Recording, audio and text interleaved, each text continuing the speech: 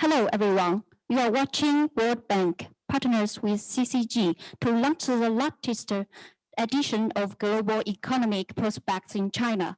This program is part of CCG Dialogue webinar series presented by the Center for China and Globalization. This session is moderated by CCG President Dr. Wang Huiyao. Dr. Wang, over to you. Thank you. And so hello, everyone. Good evening to our World Bank experts, and also good morning. Good evening to our audience here in China, of course, but also good morning to our expert from World Bank and also here in Beijing and also in Italy as well. Welcome to the online launch of the latest World Bank flagship edition, Global Economic Prospects, which is live from CCG and head office here in Beijing. My name is Ayhan Kose. I'm the president and founder of a Center for China and Globalization. So thank you for all your attention and also come to our live event. So we know that the world now is really still going through this pandemic, but we'll see probably some light at the final end of the tunnel, and we will see the vaccine is really produced and vaccinated quite rapidly, particularly in developed countries and in China. I have a figure here that the worldwide cases of the pandemic, we have already 170 million, and but the vaccine we have already 2.45 billion people has been vaccinated, and on the China situation, we have 923 million people doses are being vaccinated, and for American cases, about 311 million people has been doses has been vaccinated. So you can see the rapid growth of the vaccine injection in the developed countries, and also the flagship report from our World Bank is basically forecasting a global growth at the 2020 of 5.6, and of course we have the U.S. project for 6.8, and also China project for 8.5. So, but I'm not going to talk more on that. We're here to our expert from World Bank to discuss that. So we are very honored and pleased to be partnering with the World Bank for the third time now. For the launching of its biannual flagship World Bank report. And we're very pleased to have Dr. Kose, Director of EFI Prospects Group, Dr. Rezi, Country Director for China and Mongolia and Director for Korea, and Ms. Vashakmadz and also Ms. Quaglietti, both are senior economists at World Bank with us today, actually.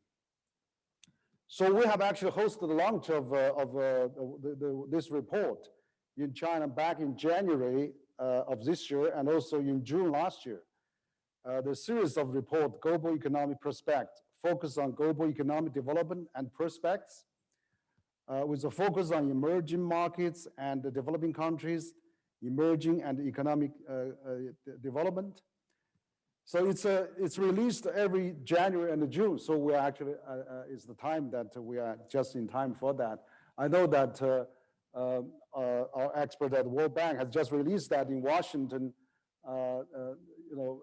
just recently. And then it's really had many world coverage, many attention, and it's really great. Now we are releasing this again in China with our audience tuned in tonight.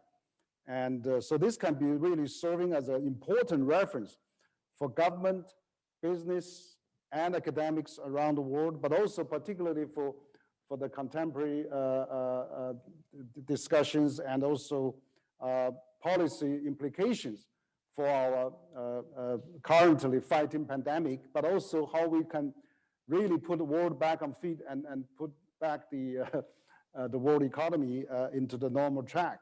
So what are the trend? What are the development pattern? It's really great to have our expert here. So today discussion will be actually basically composed of mainly four parts. To begin with, I would like to invite Dr. Kose to outline a report that projections of the world economy in the 2022, and also followed by Dr. Razor, who actually then will share his prediction of Chinese economy. Of course, I saw him just interviewed on the China Daily for a very extensive talk on the Chinese economy. He's now very familiar with. We will be also have a Q&A discussion. We will also have other World Bank experts with us to discuss the issues. We will have some actually media questions, and we'll take all those at the end, probably after our presentation and discussion. So to start, I would like to introduce our main presenter basically tonight, Dr. Kose, and he's the director of the World Bank Group's Prospects Group, which is in charge of this bank's famous global prospects report, global economic prospect report. And also he's basically in the group that look after the bank's work on the global macroeconomic outlook, financial flows, and the commodity market. And of course, Dr. Kose has written extensively on international macroeconomics and finance. He has a latest book, Global Waves of Debt in 2019, analyzed the likelihood of consequences of the post-crisis debt accumulation in emerging and developing economies. So I remember very well last two times, Dr. Kose has given a very good presentation of the economy. I think this is really everybody expecting, everybody is looking, how we can really have the new situation. Now we have all the global leaders also met at G7 and US, European countries. We'll have a G20 later this year, and we have a BRICS summit. So there's a lot of international attention on the major institution like World Bank to give us the latest projections and how you come to this conclusion and what is your analysis on that and what is your policy recommendations. Those are really all relevant and also coupled with your knowledge on China as well. So I'd like to really have Dr. Kose to start our future presentation of the latest Global Economic Prospect Report. So Dr. Kose, your floor, please. Thank you, Henry. Let me first say good evening to our audience in China, and let me thank you and your team for organizing this event with, of course, Martin's team, our office in China. We greatly appreciate presenting this report, and we greatly appreciate your support and the CCG providing this great platform as we try to communicate our messages around the world. This is critical for us to basically come to China and have this exchange. This report is the 30th anniversary edition of Global Economic Prospects. The first one was published in 1991. For those who remember, during that period, 1991, global economy was going through a recession. Here we are, 30 years later. We just had a deep global recession, coming out of that recession, and we are discussing the challenges confronting the global economy. The recession 1991 triggered by credit market problems, financial sector issues in many countries around the world. The problem we have now, of course, triggered by the health crisis, the pandemic, and then turned into a very serious economic crisis. What I'm going to do today, I'm going to talk about some issues we are presenting in the report. Lucia and Eka will join me as well in presenting different parts during the Q&A session. The report has the usual global outlook and regional outlook. In addition to these, we have three analytical pieces. one piece looked at the possible growth outcomes beyond 2021. Another piece focuses on elevated trade costs. What are the causes? What are the remedies? As we look around for an engine of growth, trade is going to play an important role. And finally, we look at this topical issue, emerging inflation pressures around the world, and what does that mean for our member countries, especially, of course, emerging market and developing economies. During the next 20-25 minutes, I'm going to focus on three questions. The first one, what are near-term growth prospects for the global economy?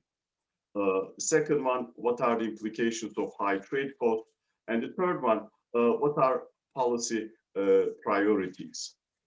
Throughout the presentation, I will use this acronym, EMDEs, that stand for emerging market and developing economies.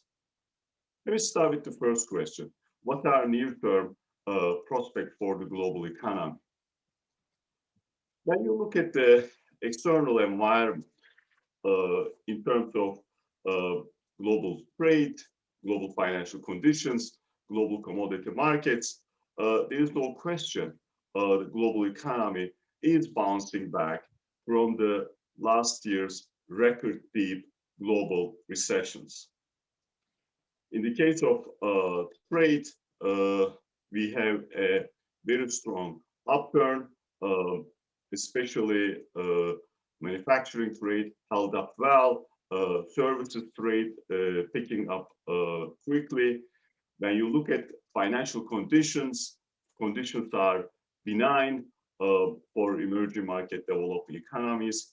There is a little bit of increase in borrowing costs, but still the costs are quite low. And if you look at commodity markets, you see a record high increase in prices of many commodities.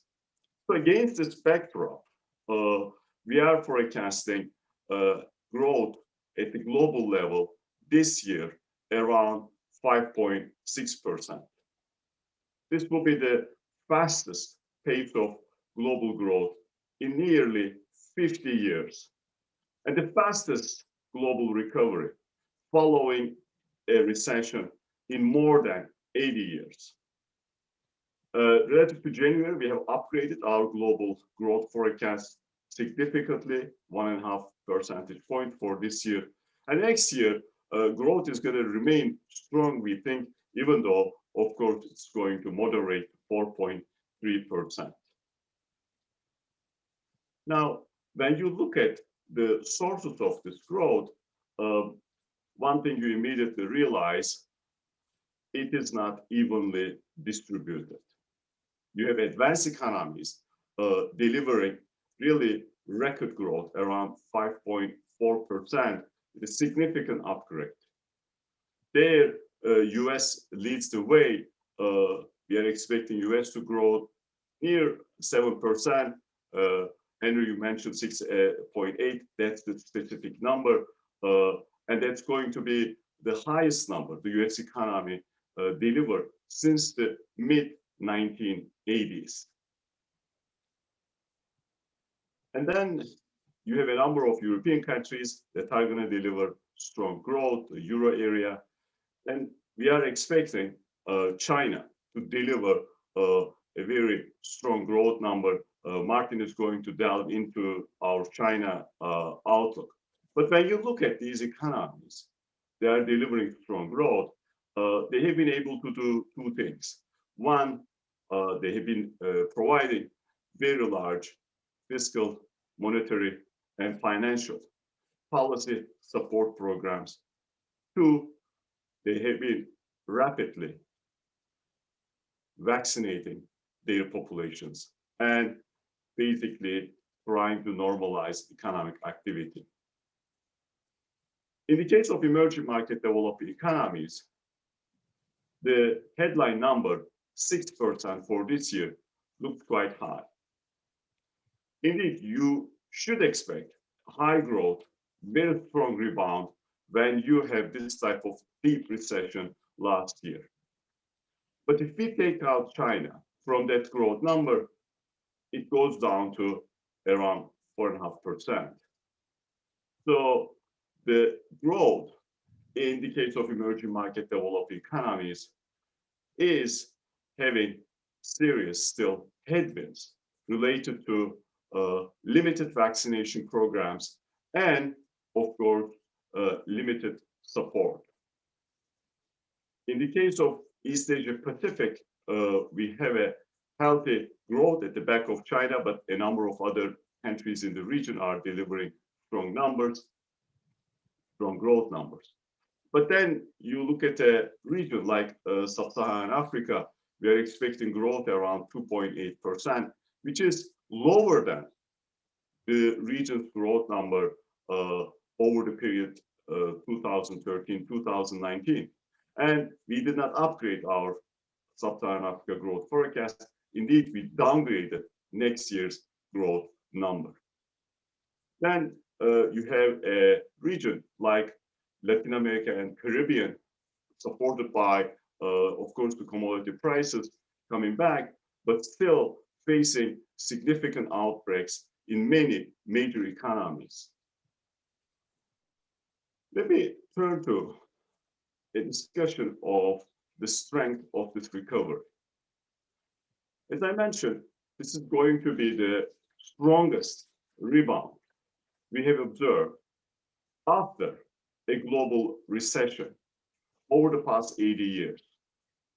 What we did is we looked at recessions over the past 150 years. And then, of course, over the past 80 years, you have around 6 of them. And this one, if our projection is correct, is going to basically be followed by the strongest rebound, as the left panel shows you. Now, I mentioned the challenge when it comes to distribution of growth around the world and the unevenness of the recovery. When you have a recession, what happens is that in the first 2 years of the recovery, a significant fraction of countries go back to their pre-global recession per capita income levels. That number is around 75%, as you can see in the middle panel. But this recession is going to basically exhibit a striking dichotomy between advanced economies and emerging market developed economies. We are expecting by the end of 2022, almost all advanced economies go back to their pre-crisis per capita income levels. In the case of emerging market developed economies, only 1/3 of them will get back to their pre-crisis per capita income levels. One reason for this outcome is vaccination progress we see in different parts of the world. In fact, depending on the vaccination progress countries made, forecasts are upgraded, and the extent of forecast upgrades, as you see on the right, depends on whether countries have made enough progress when it comes to vaccination. In the case of emerging market developed economies, those countries that basically fall into the bottom quartile of vaccination progress ended up experiencing forecast downgrades for 2021. And there were sizable differences between forecast upgrades of countries, including advanced economies, emerging developing economies, when it comes to, of course, this year's growth number and how that differs with respect to progress in the pace of vaccination. Now, even we expect this record growth number in 2021, we are concerned about ability of many developing economies to continue catching up in terms of basically getting closer to per capita income levels of advanced economies. It is useful to stop and think about what happened over the past decade, 2010 and 2019, in terms of these economies' ability to catch up with advanced economies. Here on the left, you see the per capita income growth difference of these economies with advanced economies per capita income growth. So you are basically taking the income growth of emerging market developing economies and subtracting the advanced economies per capita income growth. When you do that, you see that, of course, 2010-18, that number slightly above 2. For the next 3 years, 21, 22, 23, we are expecting that number close to 0. For low-income countries, the number is going to be -2. For fragile conflict states, close to -4. Small states, most of them heavily relying on tourism, the number is going to be negative.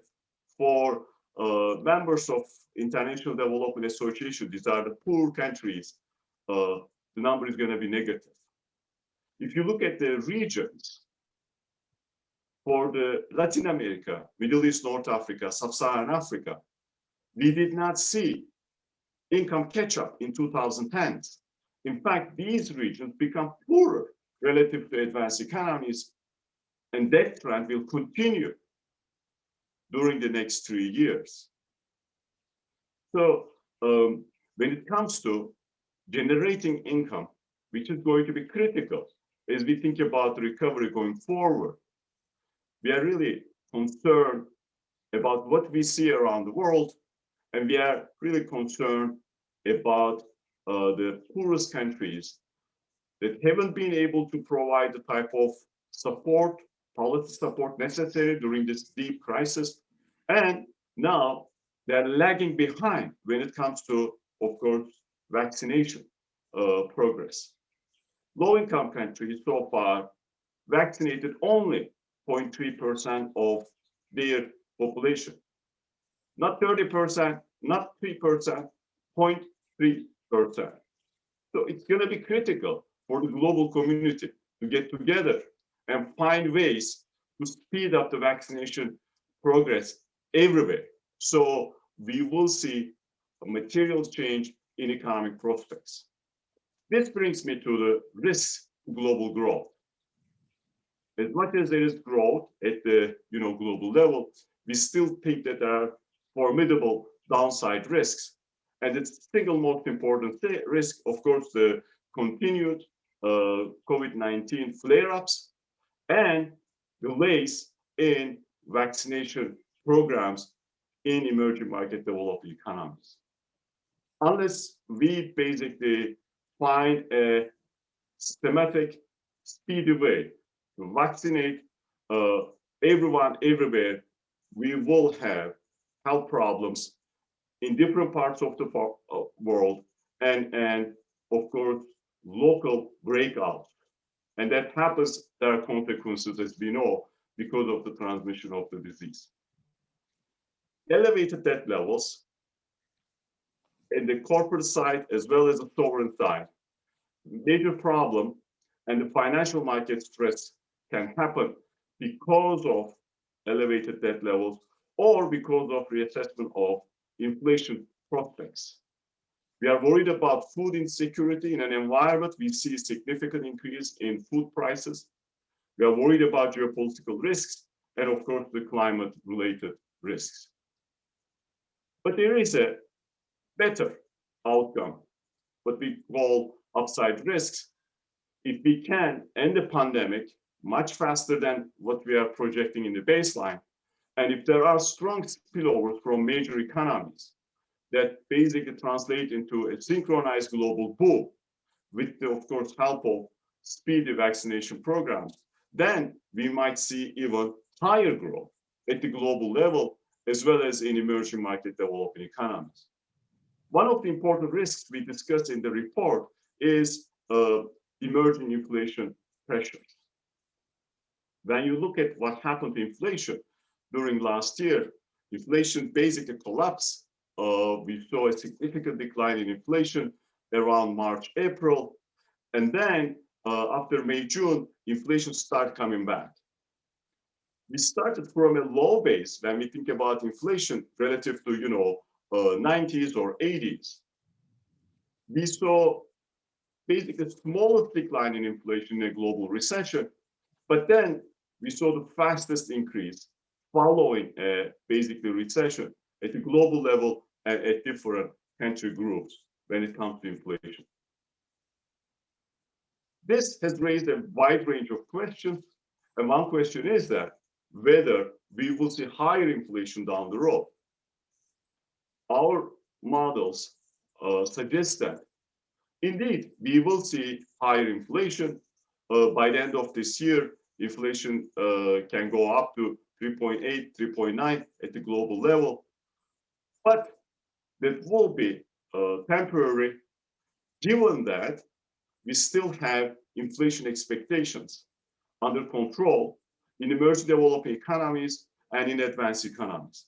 You look at 1 year ahead inflation expectations, you look at 5 year ahead inflation expectations, and they are pretty much contained. Let me quickly talk about the two other questions. The second question, what are the implications of high trade costs? These costs are quite high. When you look at how high they are in fact 2 times higher than the cost when the same good traded domestically. These costs have been going down over the years, but still they are formidable. Why this is a big problem? It is a big problem because prior to global financial crisis, we saw global trade growing much faster than output.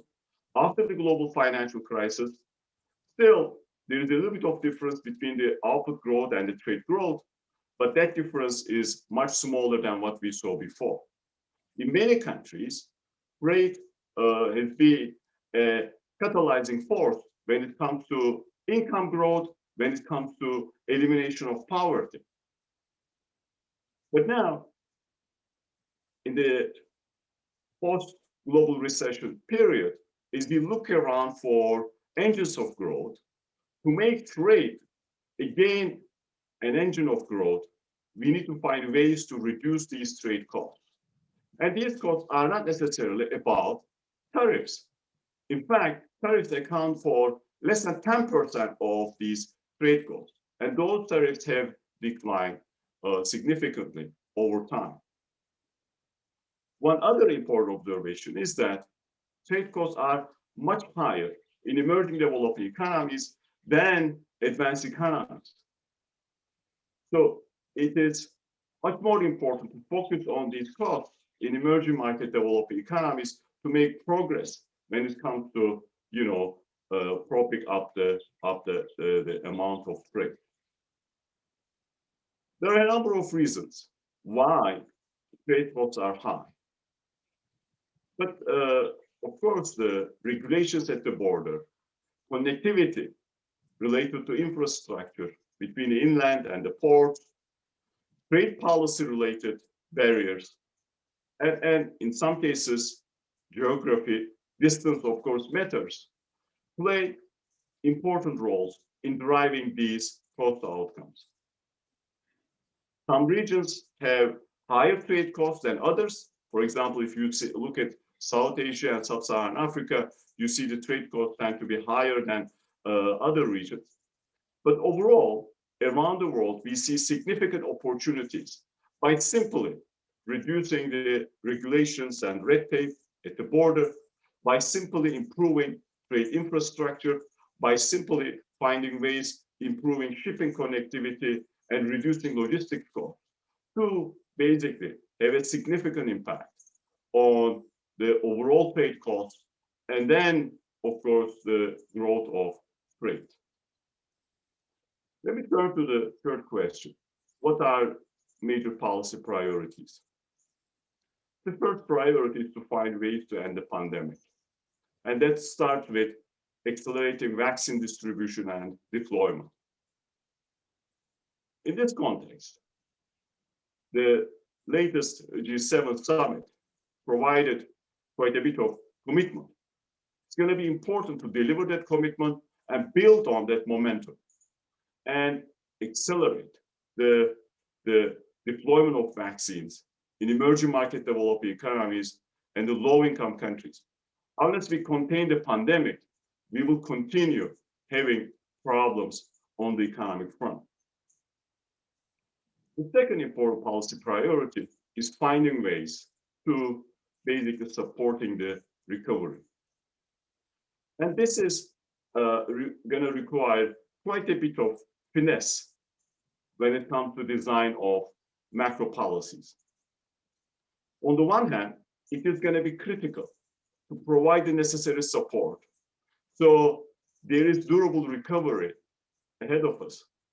On the other hand, policymakers are going to face critical challenges in the context of price stability and fiscal sustainability. In that context, calibrating policies, creating an environment of credible commitment with respect to medium-term objectives, with respect to independence of central banks, with respect to, maintaining core principles of financial stability, going to be all critical. Beyond the near-term policy challenge, there is a very large agenda when it comes to medium and the long-term growth. And that centers around reforms for green, resilient, and inclusive development. In this report, of course, we focus on the importance of trade costs. But in general, there are other critical policy priorities. Work reallocation in the post-pandemic period is going to be critical, given that some jobs might disappear and disappear permanently. So we need to find ways to employ workers in new jobs. And that job losses can happen simply because of technological change. We need to find ways to raise human capital to meet the demands of, new millennium in the context of digital technologies. And of course, we need to adjust our economies in the context of infrastructure, in the context of regulation, to improve digital connectivity. Addressing informality is going to be critical. We released a very comprehensive study on informality last month. I invite all of you to check that study. And the enduring challenge of climate change will be with us. And we need to find ways, and aggressive ways, to basically increase green investment. In the context of trade costs, there are measures, and we think that these measures are easier to undertake when it comes to basically finding ways to improve the growth of trade while reducing the cost of trading.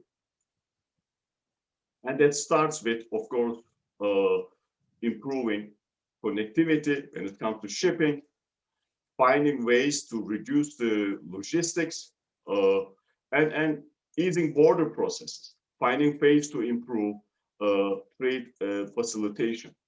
So however you look at it, in many metrics, emerging market developing economies are way behind advanced economies when it comes to different costs trade has to confront when goods are crossing the border. In the chapter, we basically discuss these issues in detail, and we are hoping that we are going to have a more robust discussion at the global forum when it comes to reducing the cost of trade and improving the growth of global trade. Let me quickly summarize. I focused on three questions. The first one, what are near-term prospects for the global economy? There is no question. The global economy is experiencing very strong growth. We think that that is actually going to be the strongest global growth following a global recession in the past 80 years. As much as that number is welcome, there is a disturbing reality. This is a highly uneven recovery, with emerging market developing economies, especially the poorest one, in terms of per capita incomes, lagging behind. And that will generate all types of challenges and add to the development problems we have. Risks are still tilted to the downside, and unless we basically address the main risk in terms of vaccination progress, it's going to be difficult to eliminate certain risks. Second question, what are the implications of high trade costs? One important observation, as much as surprising, these costs are very high. In fact, they are 2 times higher than the cost we see the same goods traded domestically. But it is possible to reduce them by undertaking measures. Some of these measures are like low-hanging fruit, reduction in shipping and logistic costs, reducing the red tape at the border. The third, what are the policy priorities? And I think these priorities are clear. We need to control the pandemic, find ways to support the recovery, and undertake the reforms to basically improve long-term growth prospects. We have a wide range of publications looking at different issues. I invite all of you to visit our webpage, look at our commodity markets outlook. The next issue is going to be released in October.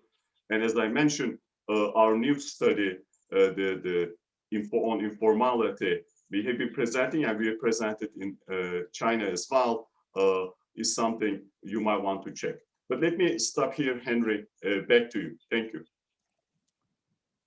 Okay, thank you, Dr. Kose, for your excellent presentation. I think this is exactly what we need every now and then to have a very authoritative analysis of the global situation.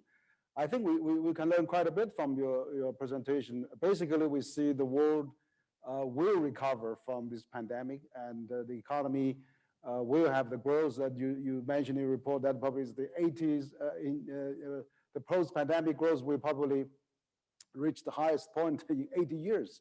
So that's an enormous good encouragement news. But of course, to get that, of course, you mentioned that we have to really accelerate the vaccine injection, whereas I think there's a huge imbalance of that, unevenly implemented. I think the developed countries, China and European countries, US is doing well, but the vast developing countries, the global south, is still struggling with that. So I think you have put forward a right path in this report of how we can get off that to achieve high economic growth. But of course, we are still not out of the woods yet because of the uneven vaccine. So, which means we have to support global efforts to fight that. And of course, China is doing that. China is export, but also providing a lot of vaccine to probably one of the most active countries in providing vaccine around the world, to 50, 60, 70 countries. And I know that G7, that leaders has pledged 1 billion doses for the vaccine injection as well to the developing countries. We hope that with the global attention, with the World Bank report calling for that, that is really useful. But I also really appreciate your second category of analysis of the trade. Basically, is another big factor in stimulating the global economy. But how we can really reduce the trade cost, because that's really, it's the right question you have been identified. We need a trade. We need a revived free trade. We need to really get rid of probably the protectionism, possibly tariff that imposed on countries and on each other. But we really need trade reform. But also those points are really shipping cost, connectivity cost, port access, and things like that. We should really have a policy to do that. But you mentioned many areas like digital economy, green economy, human resources development. Those are crucial factors for really for the world get out of these woods. But I think that we see the trend, we see the hope. So I think the World Bank has given us very strong confidence in continue the right policy, but also been cautioning us, where are the challenges, problem are, and we have to really solve that and put, making right moves and sound policies to really recover the world economy. So I think that's really fascinating to hear what you have been describing. Thank you again. And as I'd like now to maybe get another renowned World Bank expert, Martin Reiser. I mean, you are in China. You've been basically a World Bank country director for China and Mongolia and Korea for the last over 2 years. And actually, you are leading a team that is managing and involving the partnership with China. So, I mean, World Bank has always been a great facilitator. I mean, for many projects in China in the past, and actually built some patents for Chinese project bidding system, for example. So you have a lot of knowledge on that. I know that you've been had a PhD in economics. Also, you have been studied in London and also for School of Economics and Political Science, and worked at World Economics and the European Bank for Reconstruction and Development. And also, you were the country director for strategy and editor of a transition report since joining the World Bank in 2003. So you've been, Dr. Reiser, you've been really having these positions in different parts of the world. You've been really a country manager or director for World Bank at the Ukrainian, Belarus, Moldova, Turkey, and also Brazil. I mean, all those big emerging economies. So, but now you've been in China for the last over 2 years already. So what's your take? What's your assessment on the Chinese situation, but also in light of this report with the World Bank? And for example, China in this report has been forecasted as for next year about 8.5%, which is the last time you projected was 7.9%. So what are your rationale behind that? Maybe you can give us some light on that, Dr. Reiser, please. Thank you very much, Dr. Wang. It's great to be with you again. I'm not going to show any slides. I did use the time of Ayhan's presentation to change my background to a nicer photograph of the Forbidden City and the moat around it, just to show how much I enjoy living in Beijing. And it's been a good time, in part because China has done so well in controlling the pandemic at home. And that's a key message coming out of Dr. Kose's presentation, that is the foundation for the rapid recovery that we're seeing in some countries, particularly those that have been either able to implement the right public health measures or being able to roll out vaccines, and ideally a combination of the two. So our upgrading of the forecast in China is very much a reflection of China's trajectory over the whole of the past year, with a very deep recession at the beginning when it was at the epicenter of the pandemic, and consequently in the first quarter of 2021, a very rapid rebound, or a very high rebound that leads essentially to growth in 2021 being forecast to be around 8.5%. However, when you look behind those headline numbers, you see that what's actually happening in China right now is a rotation of the sources of growth, and in some sense, a return to normality. So by the end of this year, calendar year, we predict that China will essentially have caught up, but is very different the trend that it was on before the pandemic struck. And so it will essentially have made up all of the lost ground. And that's similar to some of the advanced economies, but is very different to what we're seeing in many other emerging markets. And so what we're seeing in China at the moment is, in some sense, already the normalization of growth around its long-term trend. And so when you look into 2022, growth will be declining to 5.4%. And as such, growth will essentially have rejoined the trend that it was on over the last 5 years leading up to the events of 2020. And behind that, there is a shift, a rotation, as I mentioned, from growth driven very much by public investment and net exports during the first phase of the recovery, towards growth driven much more by domestic consumption and private investment that takes over the mantle from the very fast expansion of public investment. And behind that is obviously a normalization of both credit policy and to some extent fiscal policy.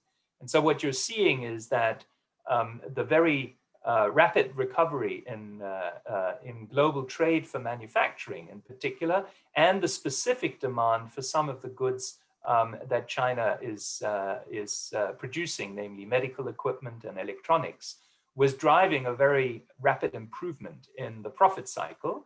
And that, together with the domestic recovery, has swelled the balance sheets of, has swelled the income statements of the profits of the Chinese companies. And they are now able to use those profits to start investing. And that in turn has allowed the monetary authorities to restart their de-risking campaign and reduce some of the credit stimulus that they had injected into the economy in the course of 2020. And that will lead to tightening liquidity in those sectors that are dependent on public credit, namely infrastructure, local governments, finance vehicles, and to some extent the real estate sector. But in other parts of the economy, we expect private investment to remain quite strong. And in the first quarter of 2021, what we saw was that consumption returned to accounting for about 2/3 of economic growth, whereas in the course of 2020, of course, consumption had been lagging very much behind. Now, Ayhan mentioned the risks that we see associated with the unevenness of the global recovery and the fact that the pandemic is still not fully under control. We also see the risk in the continued tensions in international trade relations. And this could, in a downside scenario, hamper investment confidence even in China. It could lead to continued local outbreaks, and that could derail or at least temporarily stop the consumption recovery. We don't think that risks we think that risks in China are balanced, and there's clearly the upside risk that Dr. Kose also mentioned, and that could, at the margin, benefit China with somewhat stronger export demand as well. Now, what I want to do in the 5 remaining minutes of my brief remarks is to focus a little bit on the third part of what Dr. Kose was talking about, namely the green, inclusive, resilient and inclusive recovery or development. We call it GRID as an acronym, since in the World Bank we like acronyms. And I think for China, as in 2021, the economy is already starting to move back towards the pre-pandemic trend. This also means that some of the challenges that China was facing pre-pandemic have been brought back to the fore and are now back on the top of the policy agenda. This includes the fact that productivity growth in China had been declining, the fact that there are still distortions in the allocation of credit, but also restrictions on the mobility of labor that mean that resources are not necessarily moving as swiftly and as flexibly to those companies with the best prospects to expand. And that's holding back both the diffusion of technologies and the diffusion of productivity throughout the economy, and potentially a barrier to faster productivity growth. We're also seeing that the population is aging rapidly, that population growth is diminishing, and unlike in previous decades, will no longer be a driving force for economic growth in China. That in itself is not necessarily a bad thing. It means that for a while still, the labor force will continue to grow before it starts declining. But it does mean that during the next decade, the investment in human capital, the improvement in skills is going to drive the contribution that labor makes to economic growth. And so here China has a significant challenge to confront, in that while at the frontier in Shanghai and in Beijing and in some of the other coastal cities, children coming out of school have an excellent education that rivals the best education in the world. If you go to the rural areas, that is much less the case. And yet China needs the entire cohort of future workers to have access to the best possible skills in order to maximize the benefits that it can get from that cohort before the population and the working population really starts to decline more rapidly. Ayhan also talked about trade costs. And I think this is an opportunity both to highlight the continued opening that China has done over the 40 years and has continued to do in the last few years, particularly in the area of opening some sectors to foreign investment. But in one key sector of the economy, which has been driving productivity growth in the most advanced countries around the world, the services sector, China remains relatively restricted, both to investment and to trade. And we see opportunities for more productivity growth coming out of further opening up in those areas in which China remains more restricted. And many of the restrictions relate to behind the border issues, such as licenses, investment impediments, and other differences in access to resources between domestic and foreign firms that are part of some of the trade costs that Dr. Kose was talking about in his presentation. And so clearly there are areas for improvement. And then finally, and perhaps most importantly, the need for China to ready its economy and to shift its economy towards the goals that President Xi announced at the UN General Assembly last September, and that he reinforced in subsequent interventions in December and also in April this year. This is a major challenge for all countries, and China's announcement of a net zero target by 2020 is ambitious, and it now needs to be followed through with concrete actions. And unfortunately, one has to say that 2020 was a year of rapid recovery for the Chinese economy, but it was not a year of a green recovery. The recovery was more traditional. And as a result, the carbon intensity of China's economy has not declined in 2020 by nearly the same amount as it did in previous years. We see an interruption in the trend of improving of reducing the carbon intensity of China's economy. And as a result, we saw an increase in emissions last year, even though growth was quite low. And so that pattern needs to change, and the economy needs to shift to greener sectors. We think that those are entirely compatible with faster productivity growth, because we think, for instance, one of the areas in which China can easily green is by shifting from heavy industry towards more digital technology-driven sectors in services.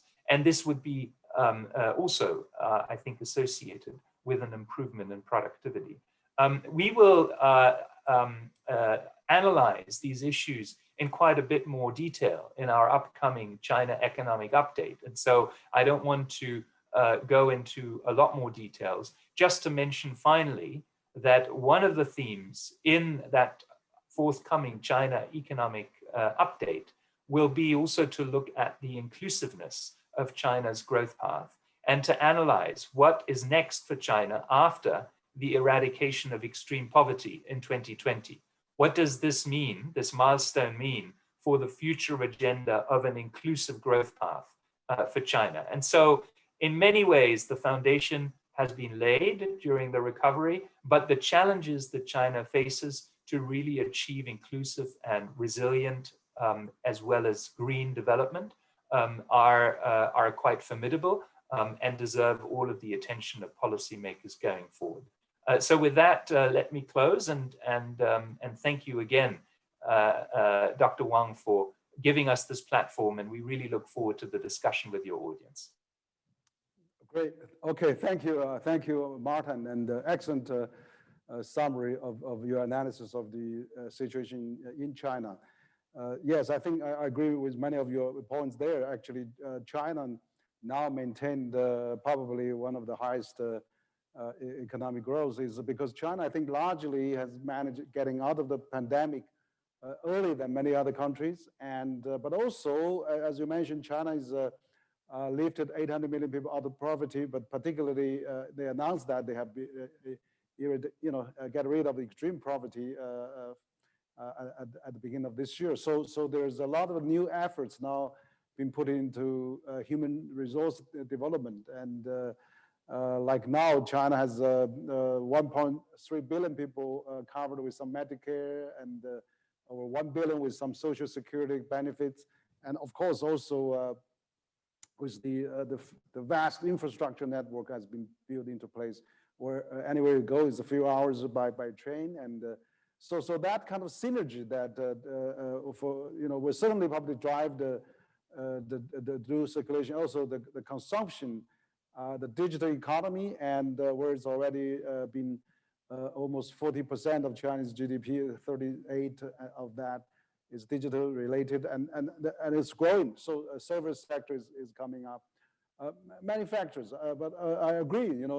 There's still we need to how we can get rid of the trade cost. I mean, also to have a more open access to really to be a more open economy, so that while we have this dual circulation, we have a two-wheel drive basically to accelerate domestic economy and international exchanges as well. So I think it's important that China continues this 1.4 billion people path towards sustainable but also a green and the environment friendly growth. So absolutely, you mentioned all those important factors as well. I think one thing that you mentioned, I do worry a bit about this, is this geopolitical risk going on that we see the world. I mean, we all need to get out of the pandemic, but we see the geopolitical risk and then the tensions between major economy and so we hope that is really not going to slow down the growth of the world economy, particularly in China as well. Now, I think with this great discussion, we have a lot of questions actually we collected because before we announced this, before the event tonight, there's a lot of enthusiasm. We have many media questions actually. So now we have both the two additional World Bank economists, senior country economist, Vashakmadz, and we have another senior country economist, Lucia Quaglietti. So both of them are working with the Prospect Group of the World Bank as well. And so I'll go through some of those questions, and maybe any of you can jump in and answer those questions. I have a question from actually the Economic Daily there's quite a few of them. I just go through that, and then we'll cover other medias. What are your views? The first question, what are your views on the trend and prospects of economy in Europe in the post-pandemic period? What are the potential risks? How Europe will adjust its own foreign trade and economic policies? What are the challenges, opportunities in international cooperation for China specifically? What are the prospects in cooperation concerning green financing and digital economy? And third question from the same Economic Daily is that the G7 summit has just ended, and then US-EU economic and trade relations seem to have eased up recently. Does this mean that they will have returned to somewhat normal track? What are the still problem or disagreement they may have? And also, what do you see the future of China-EU comprehensive agreement on investment, maybe? So those are the, from one media, Economic Daily in China. Maybe, you can answer some of those questions if you want. Ayhan, you want to go first on the European prospects, and I can take the last question. Yes, I think that's a good way of doing it, Martin. So on the Euro area, the recent developments have been pretty good. We upgraded our growth forecast from 3.6 to 4%, and we see activity normalizing. And what happened is that, of course, late last year there was a significant outbreak, but the impact of that outbreak was more muted than what we expected and what financial market expected. And when we look at the latest data, we see that activity is picking up in the second quarter. The COVID-19 case numbers have been going down. Vaccination progress has improved definitely. The retail sales picking up. So all in all, we are expecting a robust recovery in the Euro area. And our hope is that this recovery, of course, on the upside, will have large spillover effects to the periphery, including those countries in emerging Europe and Central Asia, emerging market and developing economies. Our growth forecast for the region, these emerging developing economies, this year close to 4%. We upgraded our forecast. Some of these economies, of course, oil exporters, they are taking advantage of higher oil prices. But the challenge still is to make sure some of these economies are gonna get ahead of the pandemic and normalize not just the kind of the real activity, but start normalizing the activity in the services sector.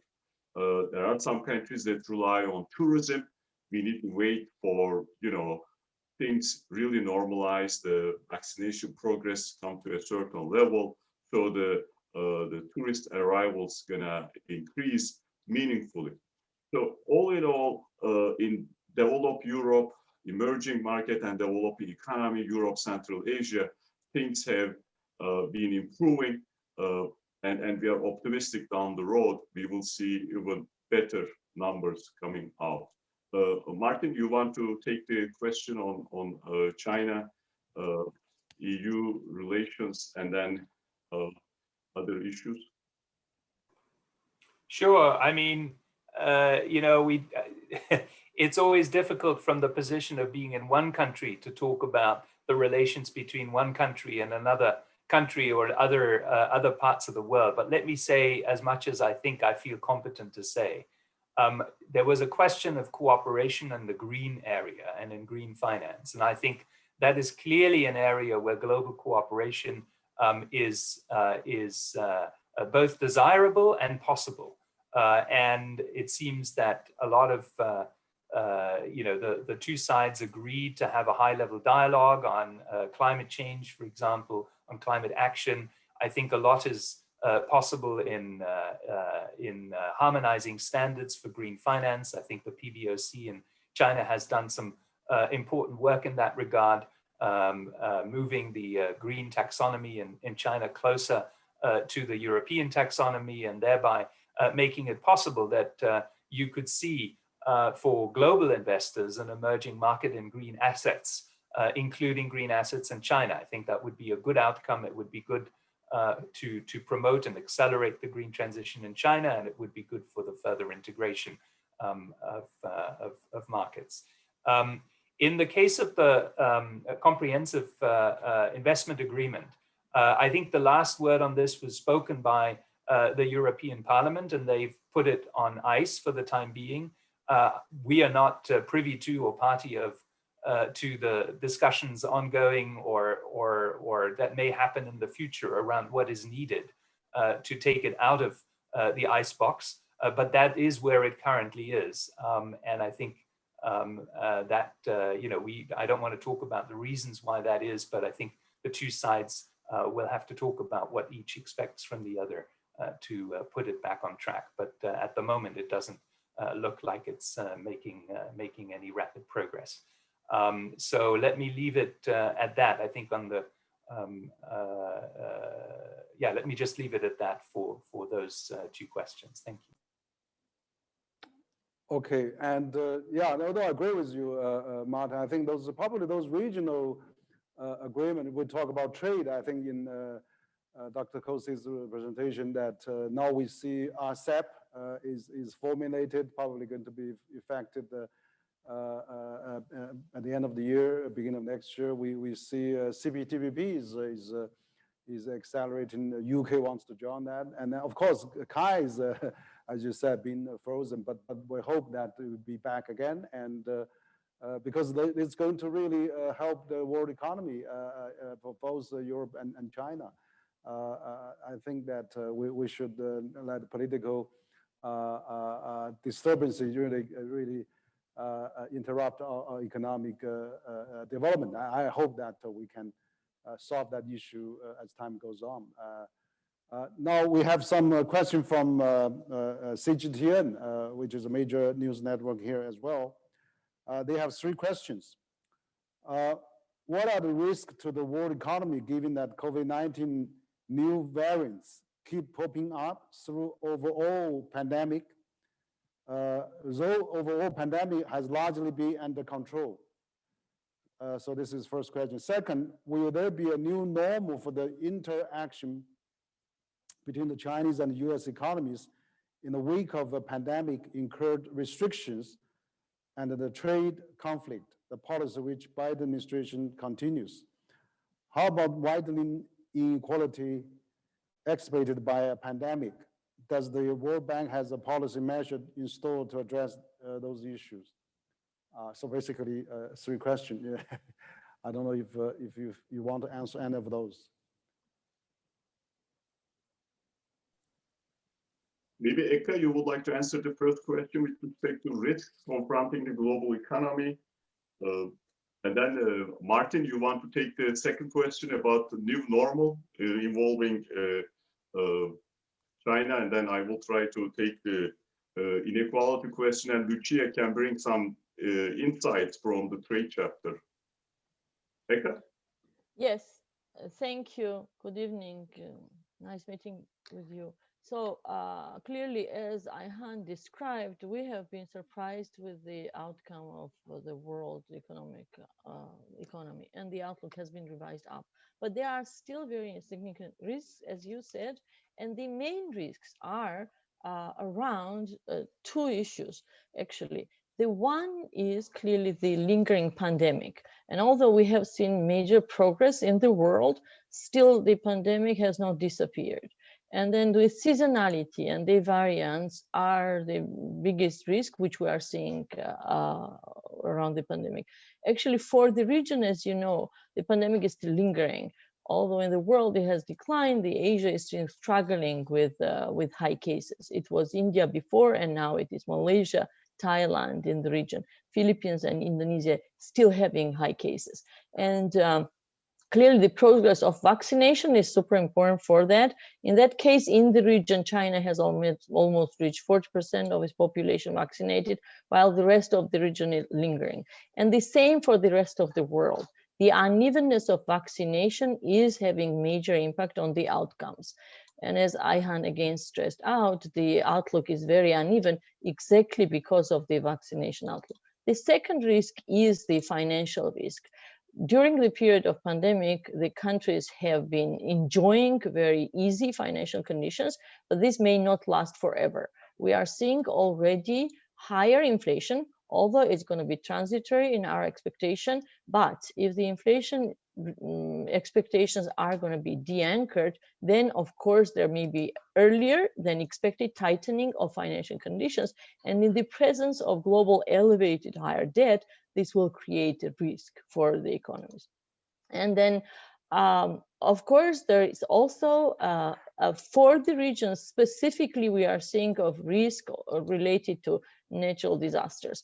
Actually, for many regional economies, the negative outcomes were related to typhoons and tsunamis and earthquakes. And this risk is related to the environment, especially for island economies. It presents the very, very serious risk. Now, the permanent risk and the risk for the medium-term outlook is the impact of the pandemic on the potential growth. And then there is a risk for many economies, perhaps not so much for China, which came out of the pandemic quickly.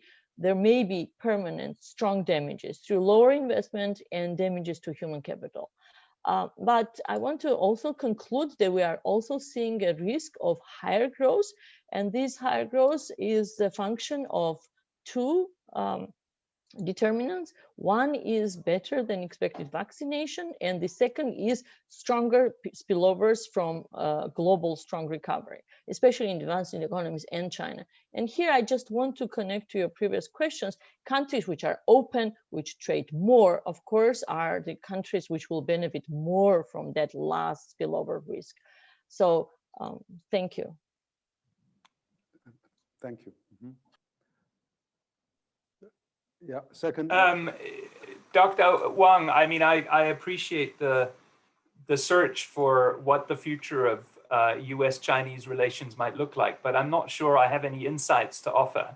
Okay. I think the two sides are talking, and that's important. I always believe that talks are better than not talking, but there clearly are still a number of differences, some extending to the economic sphere, and there I think you know, the issues that led to the original trade tensions are to some extent still around, and hopefully some progress can be made on those. But also some relating to the political sphere, which are areas on which we don't do analysis and we're not particularly well placed to speak. I do think, however, that there is also some effort to delineate areas of potential cooperation. And I understand that recently there has been a discussion about what those areas might be in addition to climate change. And so I do hope that we'll see some progress on those as well. Whether that constitutes a new normal or not, I don't want to speculate. But clearly, we hope that the two sides can make progress in their discussions. That's good to hear. Thank you. Thank you for that. I have another question from the barons in China. Given the recent elevated inflation reading, including a newly highest CPI index in May in the US, what influence it may have on global economy and how to cope with it? So this is an important question, Henry. Let me quickly talk about inflation. Maybe I can also talk about the question on inequality we received in the previous round. So with respect to inflation, there is no question. We will see higher inflation in the US this year and in all likelihood next year. And we will see higher inflation around the world this year and in all likelihood next year.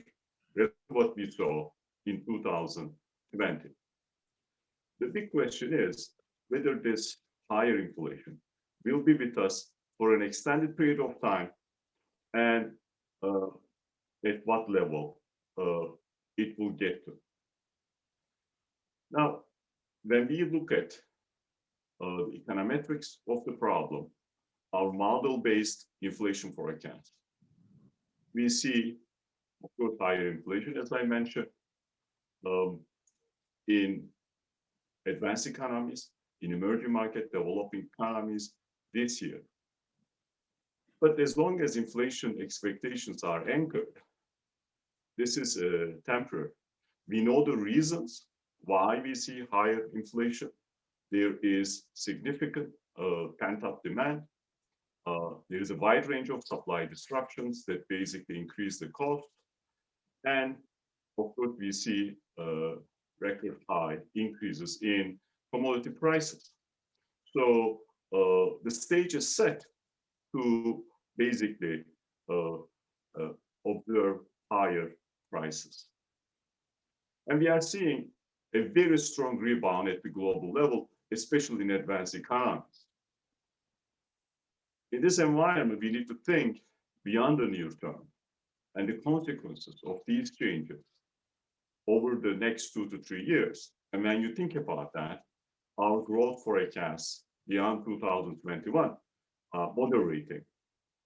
And that means demand is going to stabilize. In all likelihood, we will see cooling off of commodity prices as well.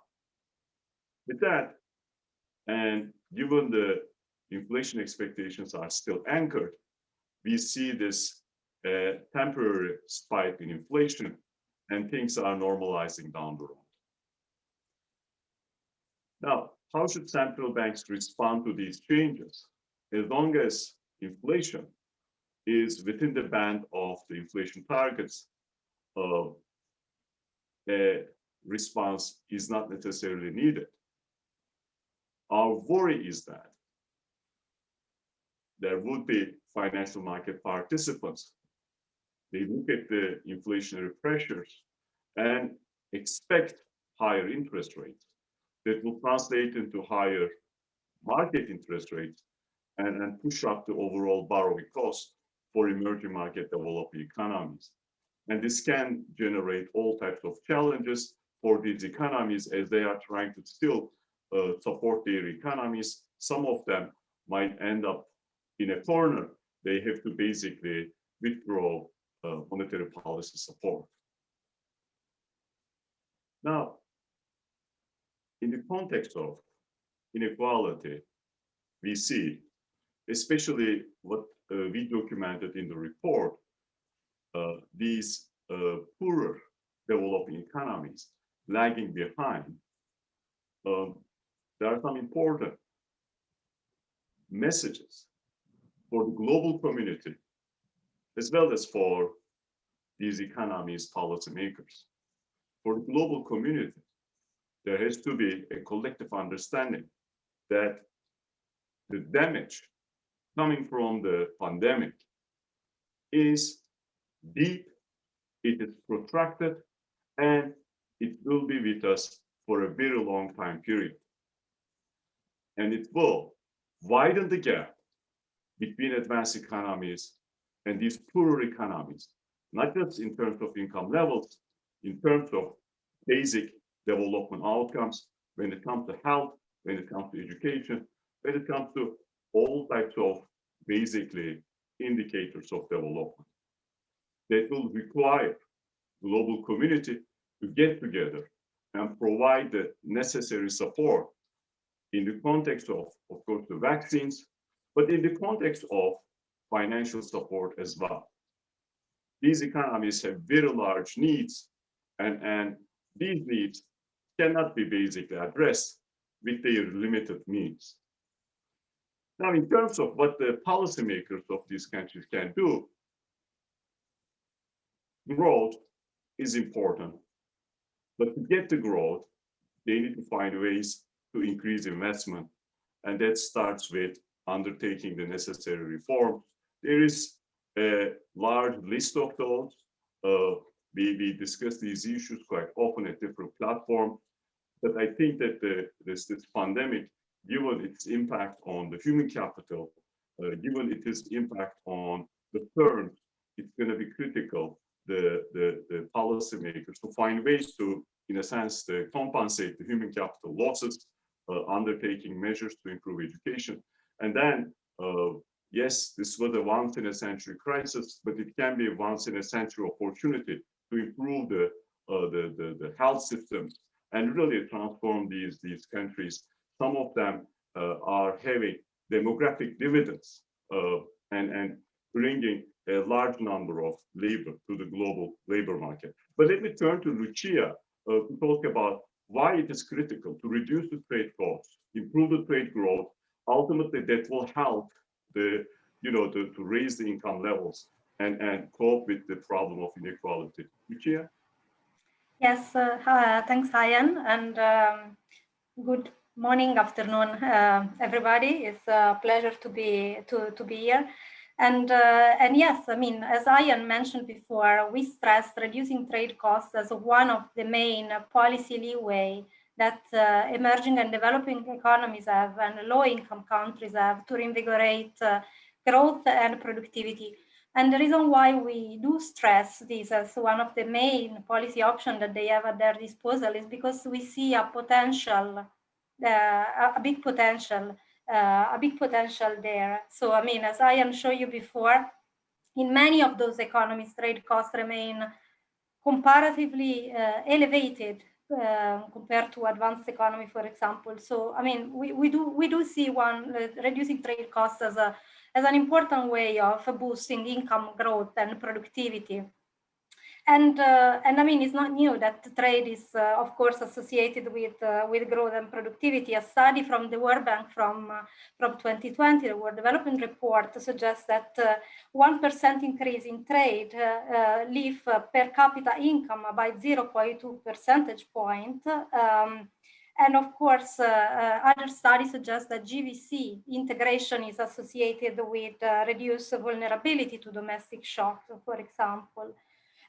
One important aspect is also about the policy to reduce trade costs. And one thing that we stress in the chapter is that the comprehensive reforms that envisage a reduction across the many areas that Ayhan mentioned before to increase connectivity, increase logistic performance, reduce hurdles at the border, if brought up together and if implemented together, can yield really large gains. We have a quick estimation that suggests that if an average emerging and developing economies would implement those policies at once, could actually reduce the trade costs by half. And then maybe one last word on inequality, connected to what Ayhan was just saying on inequality. Of course, there is, and there has been a wide debate on the interlinkages between trade and inequality, which is not settled at all yet.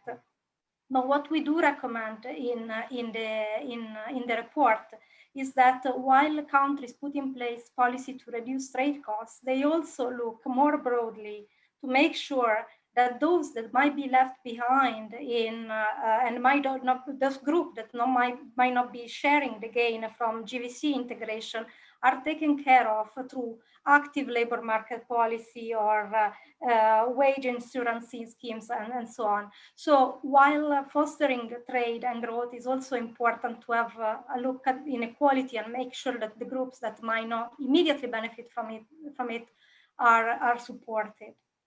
Thank you, Ayhan. Thank you. Great. It's really great answers, and I'm really very thankful for all your sharing. And my staff was telling me, showing me there's about 500,000 already viewers online, and so this is really very stimulating and discussion. Maybe since we probably run out of time, but I would like to maybe pose a final question on this. Is that we know that this pandemic has really stopped many things. For example, tourism has been really shut down, basically. I mean, in the past, tourism can can generate maybe 5 to 10% of global GDP now because of this tourism effect that we don't really have this new stimulus. So we hope that with the Summer Olympic in Tokyo, with the Winter Olympic in Beijing, we can really starting to find a pattern for international travel to happen, so that we may bring back the students, bring back the exchanges of the personnel and the tourism. So that probably is one of the factors, how we can really address that. That's number one. Number two is that you talk about this inequality issue, which I think is very true. Even some top elite, maybe even the wealth is getting even larger during the pandemic. And we see also, 1% of the top wealthiest is probably equal to 30–40% of the massive population, and that is really not benefiting for the inclusive globalization. Where I see now, President Biden is trying to raise the minimum wages of the U.S., but also the G7 countries proposing a flat tax for those tax havens. So with those tax measures being taken, we'll see more benefits being trickled back, and maybe benefit in the Midwest or Rust Belt or other regions in the world, so that maybe China would not be singled out as the only cause of that. I mean, now we've been seeing that quite often. But finally, I would also want to see your comment, because infrastructure is also one of the main key drivers of the global economy. I think one of the things China is being able to, economy is going very strong, is they have a very easy economy, digital infrastructure. And so what do you think about this? The U.S. now is also proposing, President Biden is proposing a huge infrastructure plan, where I think debates in the Congress now. And now at this G7, he proposed B3W now, I mean, also a kind of infrastructure plan. So do you see the global infrastructure, including World Bank, AIB, that they can work together to push the infrastructure revolution or transformation for the world? And also, finally, what are the legacy of the pandemic that we benefited from? Faster communication, or working at home, or changing the style of productivity. So maybe this is a very open question, but whatever you can answer, it will be quite good to end this. So thank you, Henry. I think you covered quite a bit of ground, and this is a good transition to, I think, our next report, to think through these questions and then how we can address them.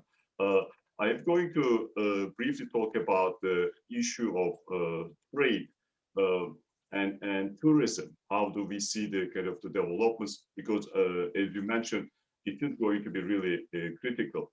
And then maybe I can ask Eka to talk about a little bit of inequality in the region, and Martin can talk about how we are thinking the importance of infrastructure in China, and of course he was the country director of Brazil, Turkey, major emerging market economies. Now, of course, he's looking at things from the perspective of China, and he has on the ground experience. So let me start with trade. The pandemic triggered a shortfall of world trade in 2020. We ended up around 8.3% contraction. The decline was less severe than what happened during 2009, and the recovery was faster. By November 2020, global goods trade had recovered actually the pre-pandemic levels. Services trade, which had been hit harder in 2020, has also picked up, but remains below pre-pandemic levels. Tourism, the issue you mentioned, remains particularly depressed, even in countries that have not experienced major outbreaks, such as small island economies. this year, we are expecting trade growth to be around 8.3%. And next year, that number is going to be around 6.3%. Now, of course, when you think about tourism-relying economies, there are significant challenges. 50% of these economies are going to continue grappling with still depressed international travel levels. So you need to basically see international travel picking up to certain levels, and then the tourist arrivals are going to increase. So the bottom line is that the many of these economies ended up getting hit very hard last year, and it will continue to some extent this year and the next year. So it is everybody's interest to improve the vaccination programs so we can get activity back to normal, and we see a broad-based recovery. So the tourism-reliant economies, the recovery quite anemic. With when we look at our projections for 2022, these projections still close to 10% below our pre-pandemic projections. Now, how should we think about the challenges associated with the tourism sector? Of course, some of them have been taking advantage of this transition in terms of thinking about the shifting labor force to other parts of the economy. That is a process. It doesn't happen from one day to the next. And we are advising countries around the world how to think about these challenging issues. You also raised one important question. What are the legacies of this crisis? I think one important legacy, when we think about the nature of the crisis I was alluding to before, this was a health crisis, still ongoing, and I think unfortunately it has been a very painful lesson when it comes to critical importance of public health measures at the domestic level, at the global level. And we have seen shortcomings at the domestic level, at the global level, when it comes to addressing these public health problems. When there are threats to public health, the importance of basically working together rapidly, and basically being prepared. And in many cases, we saw, not just in poor countries, in advanced economies, very serious stress in health systems. And that tells you that basically you need to find ways to improve these systems, especially in emerging market and developing economies. Beyond that sectoral observation, I think one important observation is the one Eka mentioned, how this crisis could translate into weaker potential growth, even weaker than what we were predicting prior to the crisis, which is something we discussed at this forum before. And what is important is to find ways to make sure that doesn't become a legacy, and their policymakers have to play a significant role. But let me turn to Eka about this issue of inequality you raised, because we have done quite a bit of work in the context of the region. And then I'm hoping Martin will address the question with respect to infrastructure and how to think about infrastructure. Eka? Yes, thank you, Ayhan. So I want to link also this issue of inequality to the issue of scarring and the slower potential growth. Because the way I think we should look at inequality is that how the pandemic, as you actually, Professor, correctly pointed out, impacted the sources of future growth. And let me focus here on three aspects. So one is the impact on human capital. And that's very important, right? Because we know that because of the pandemic, not only poor countries, but also the population, the poor parts of the population has suffered disproportionately. And then is the dividend we were expecting to bring stronger growth in future. And that is very important, the impact on human capital. For example, as populous countries as Indonesia, which are struggling with the pandemic, which dealt actually pretty well during the first shock, and the decline was, and the contraction of output was not so strong, the major questions are now about the future of growth because of human capital, because it's a very populous state. The major dividend was going to come from the population. And then what is this impact on education and the future, right? Demographics, and especially human capital. Now, the second issue is the same with human capital, and it is women. So we have estimated that, for example, for Asia, women are suffering more violence, and then 24% of respondents in some countries are responding, and sometimes even higher, close to 80%, are saying that they had some violence experienced during the pandemic.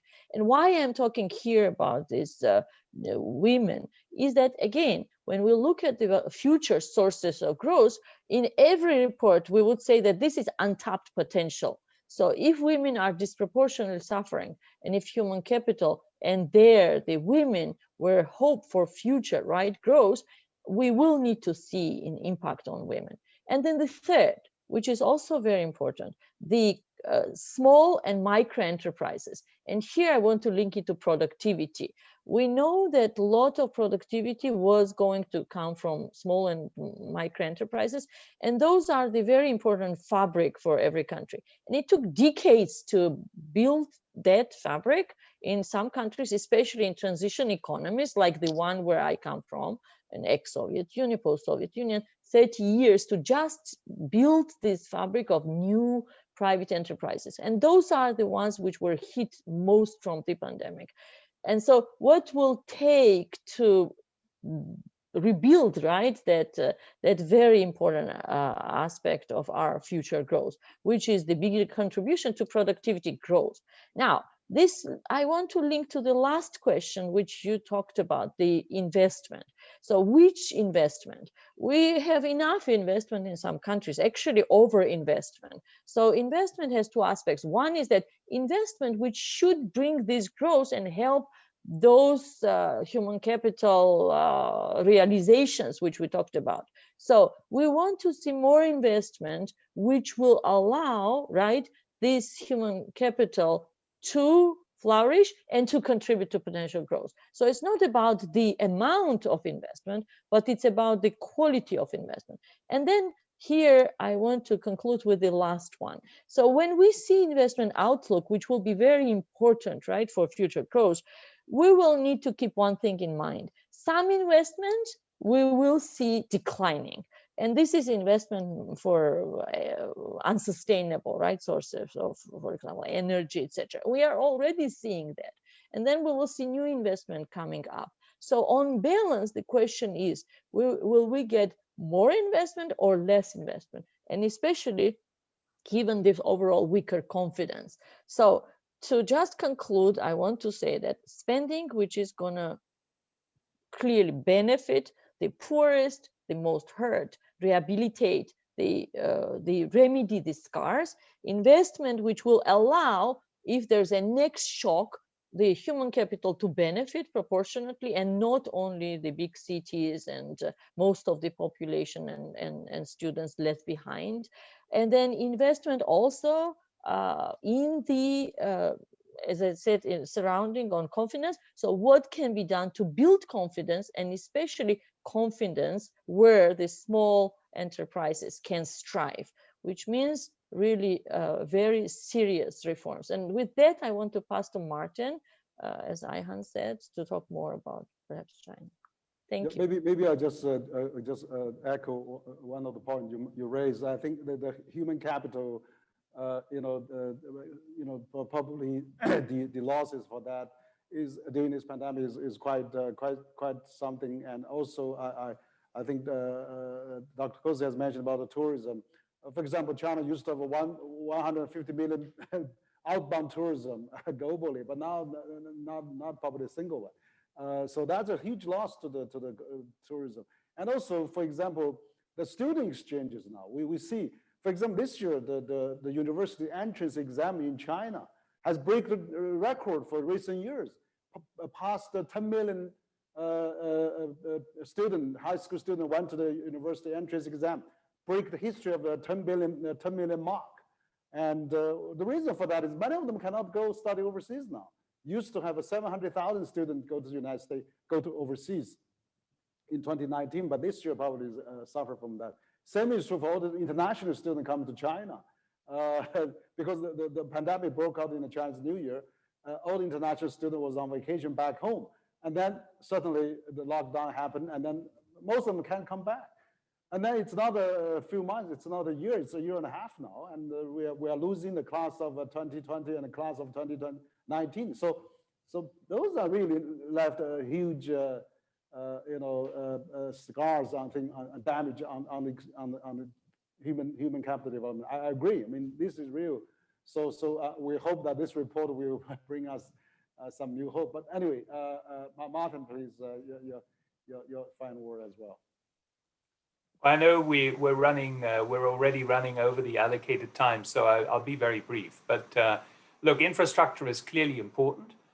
It's clearly the gap is clearly large in some countries, and in others, as Eka mentioned, including China, we believe growth is going to have to come from other sources, because there's increasing evidence that some of the most recent infrastructure investments, particularly in less densely populated areas, while they may have strategic value, don't have a high economic rate of return. And so I think you want to look at infrastructure in the context of the development needs of the countries concerned. Now, clearly, for the rest of the world, what is true for China is in most countries not true, and they have large infrastructure gaps. And as a result, we welcomed when the AIIB was created, and we've done a lot of co-financing with the AIIB. And one of the reasons that works well is that the AIIB is, like us, committed to investing following the best international standards. What does that mean? When we appraise a project, when we look at whether it is a project that we would like to do, we look, of course, at the economic viability of the project. We look at whether the countries that are borrowing have the ability to take on that additional debt.